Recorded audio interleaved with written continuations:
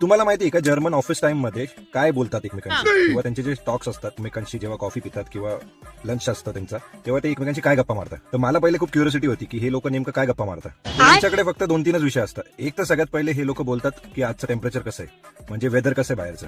त्याच्यानंतर यांच्याकडे second topic असतो कार्सचा, कुठली कार नवीन लॉन्च झाली आहे, कुठली कार चांगली आहे, कुठली कार कशी आहे.